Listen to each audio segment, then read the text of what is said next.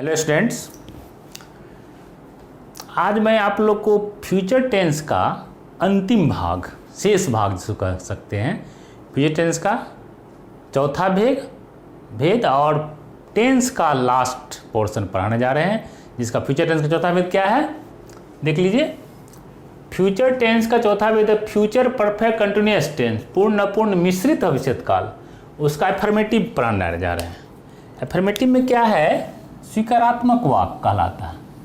जैसे कोई वाक्य हम स्वीकारते हैं, तो अब टेंस का लगभग लास्ट है, 1-2 दिन क्लास और होगा, अब फिर इसका हम आगे बढ़ेंगे किधर, इंग्लिश ग्रामर की तरफ। इसलिए मैंने पहले टेंस पढ़ा दिया।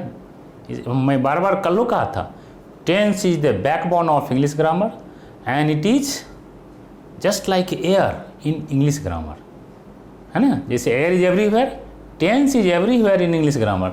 उसके बाद मैं इंग्लिश ग्रामर पढ़ाऊंगा तो आप फटफट बुझिएगा, इसलिए आप टेंस को रिवीजन कर लीजिएगा। लास्ट है, 2 दिन और चलेगा टेंस, उसके बाद देखिए आगे। तो आज हम पढ़ाने जा रहे हैं, चौथा भेद है परिभाषा। देखिए इसका क्या है, फ्यूचर परफेक्ट कंटिन्यूअस टेंस का।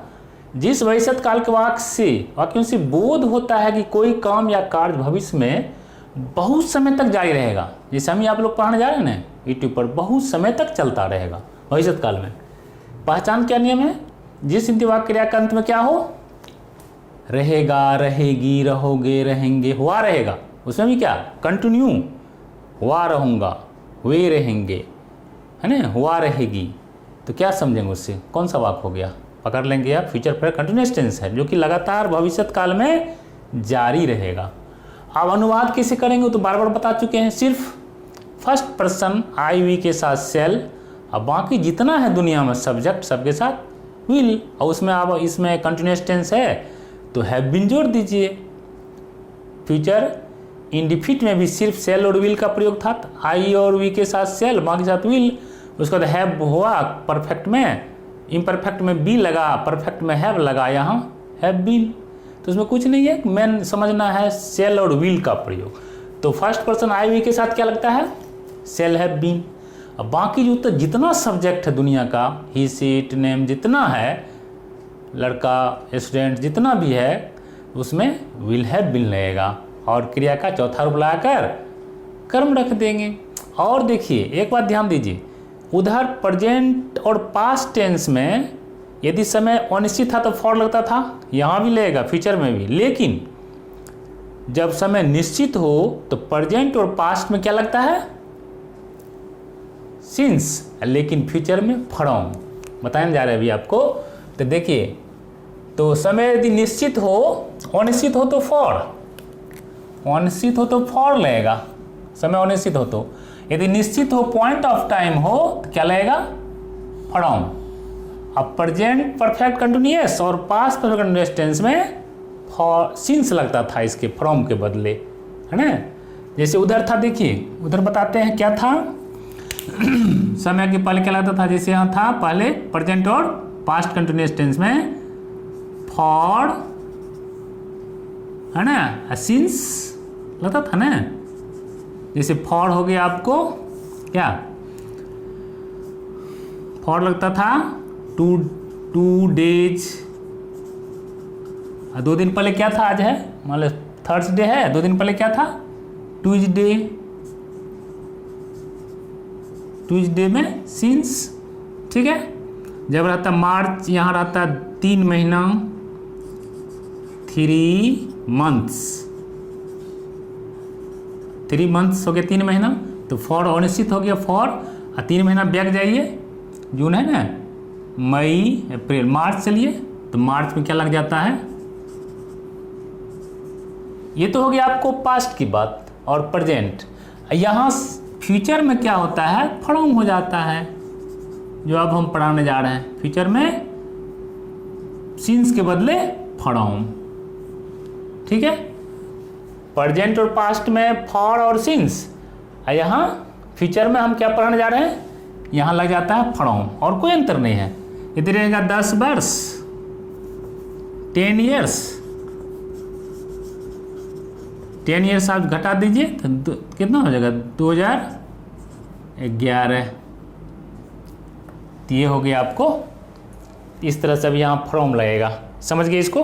अब आगे बढ़ रहे हैं हम, वाक्य लेते, सूत्र लीजिए पहले, सब्जेक्ट प्लस सूत्र समझिए, subject plus shall have been या will have been,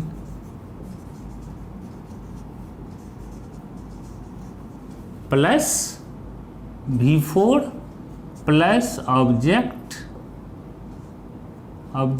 plus for या फ्रॉम। ध्यान दीजिए आप, प्रेजेंट और पास्ट में यहाँ क्या लगता था, सिंस, यहाँ फ्रॉम, यही तो अंतर है और कुछ नहीं।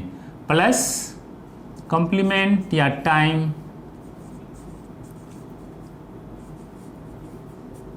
अब वाक्य लेते हैं। जैसे देखिए एग्जाम्पल में, वह 2 दिनों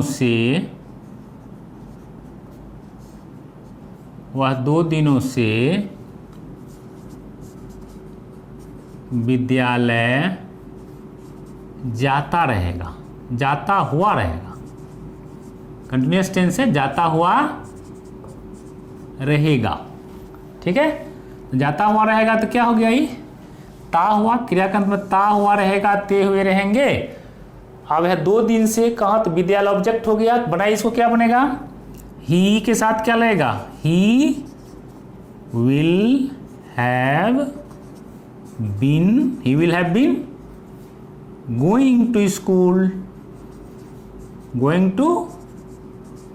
स्कूल, कितने दिनों से बताइए, क्या लिखा हुआ है, फॉर 2 days, फॉर लगेगा, क्या है, सॉरी, फॉर 2 days में क्या हो जाएगा, 3 months, तो 2 days में क्या हो जाएगा, फॉर 10 years, फॉर, आज दिन पॉइंट ऑफ टाइम हो गया, निश्चित रहेगा, सोमवार से मार्च महीने से 2011 से, तो फ्रॉम, तो he will have been going to school for क्या दिनों से, 2 दिनों से, फॉर 2 days।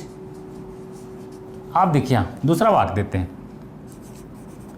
मैं तुम्हें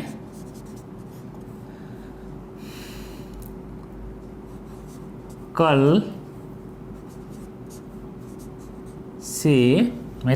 से, नहीं कल नहीं देंगे, तो भविष्य काल है, मैं तुम्हें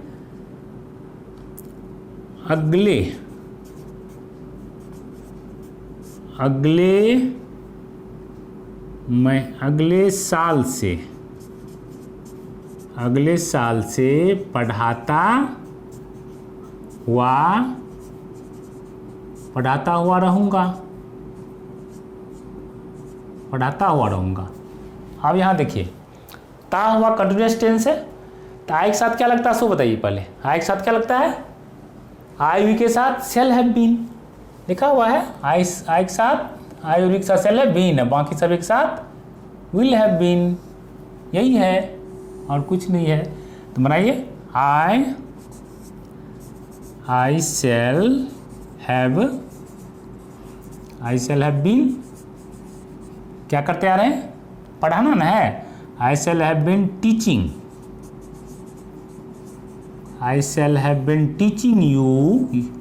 you हो गया ऑब्जेक्ट, आई shall you अगले, तुम्हें ना है, अगले साल, अगला साल क्या हो जाएगा, अगला साल तो निश्चित हो गया, तो क्या हो जाएगा यहाँ, नेक्स्ट, फ्रॉम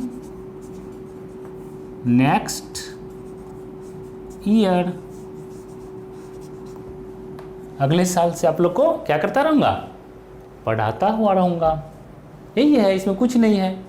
अफर्मेटिव सेंटेंस बन गया, shall have been लगा देंगे, V4 लगा देंगे, ऑब्जेक्ट रख देंगे, और यहाँ इसमें है समय यदि अनिश्चित हो तो फॉर, अनिश्चित हो तो सिंस, और कुछ नहीं है। अब इसका चलिए निगेटिव सेंटेंस, निगेटिव में क्या होगा, shall और will के बाद यहाँ इस जगह नोट लग जाएगा और कोई परिवर्तन नहीं होगा। देखिए निगेटिव सेंटेंस, निगेटिव सेंटेंस मतलब क्या होता है, नकारात्मक वाक्य। नकारात्मक वाक्य। अब यहाँ चलिए, नकारात्मक वाक्य क्या होगा? जैसे मैं आप लोग को नहीं पढ़ाता रहूँगा, वह घर नहीं जाता रहेगा, यही ना होगा। नहीं करने का बोध, वो भविष्य काल में जो काम भविष्य में जारी होना चाहिए था वह नहीं होता रहेगा, नहीं होगा तो निगेटिव नोट लग जाएगा। एक लाइन लिख देते हैं, जो कार्य भविष्य में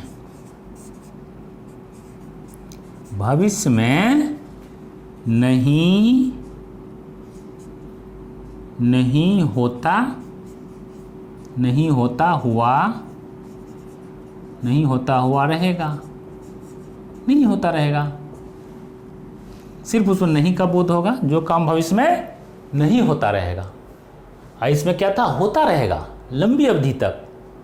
देखिए क्या कहता है, जिस क्रिया के अंत में ताऊ तो हो गया। कोई काम भविष्य में बहुत समय तक क्या है? बहुत समय तक जारी रहेगा, और यहाँ बहुत समय तक जारी नहीं रहेगा, वही ना नेगेटिव, नहीं रहेगा। बहुत समय तक जारी नहीं रहेगा, बीच में खत्म कर देगा, कुछ ही देर में खत्म कर देगा, तो नेगेटिव हो गया वो। तो आप चलिए सूत्र लीजिए, इसका सूत्र है सब्जेक्ट प्लस शैल या विल, ठीक है, शैल या विल। इसी जगह नोट लगता है, और हैव बीन को उधर रखेंगे नोट के बाद, शैल या विल लगा देंगे सब्जेक्ट के बाद, सब्जेक्ट अनुसार, लाइक सब्जेक्ट लाइक वर्ब, जैसा सब्जेक्ट वैसा शैल या विल लगा देंगे, नोट लगा देंगे। इसके बाद लगाएंगे हैव बीन। ये जो है आपको हैव बीन को क्या करेंगे? बाद में लगाएंगे, तो बाद में लगाइए, नोट प्लस हैव बीन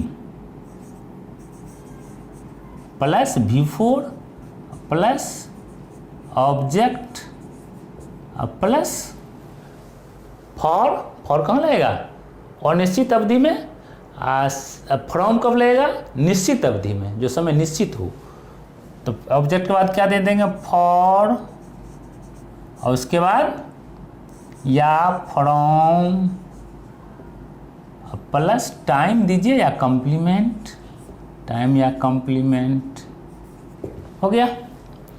अब चलिए वाक्य देते हैं, वाक्य पर समझिए। एग्जाम्पल में, वे लोग सुबह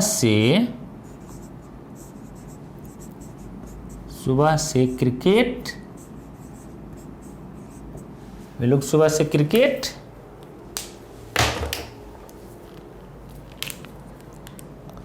सुबह से क्रिकेट नहीं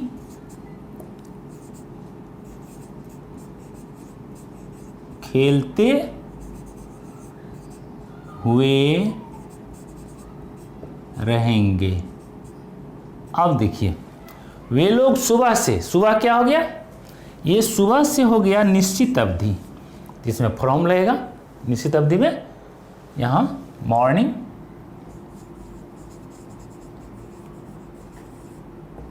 यहाँ रहेगा 2 आवर्स,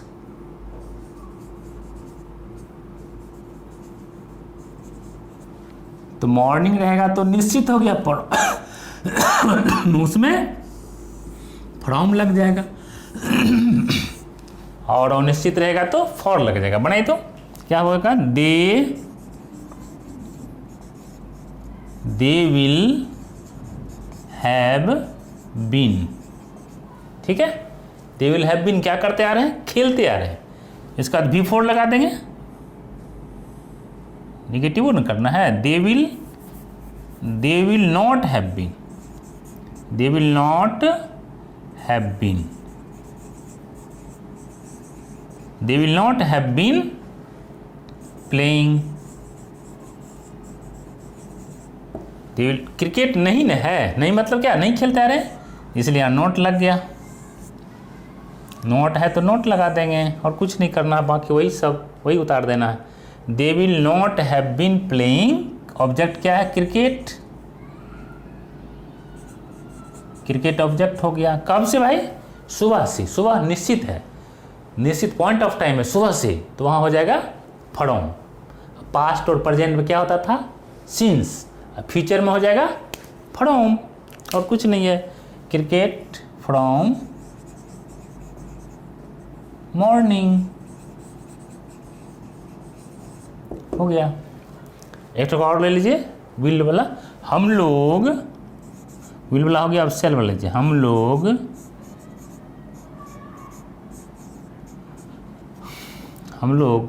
दो वर्षों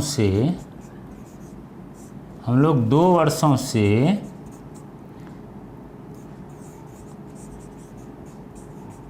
विद्यालय जाते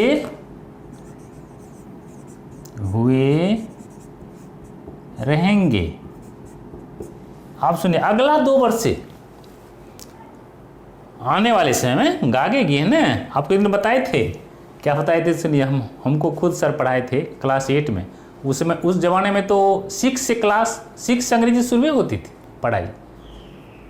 अब न है कि पैदा हुआ 2-3 बरस के बाद ABCD शुरू। हम लोग ABCD 6 में स्टार्ट किए थे। 6, 7, 8 में टेंस हमको सर जी मार करके याद करवा दिए। ठीक है, उसका सभी जिस तरह से पढ़ाते ना, उस तरह सर वो पढ़ाते थे, एकदम पूरा खर्ची से तोड़ दिए थे। तो हम लोग क्या है, यहाँ वाक बनाए, हम लोग 2 वर्षों से विद्यालय जाते हुए रहे। अगला 2 वर्ष से बनाए तो क्या होगा, वी शैल नॉट हैव, नहीं ना है, नहीं दिए। हम लोग 2 वर्षों से विद्यालय नहीं, यहाँ नहीं छूट गया, नहीं जाते हुए रहेंगे। तो नहीं है तो क्या मतलब हो गया, निगेटिव लगेगा।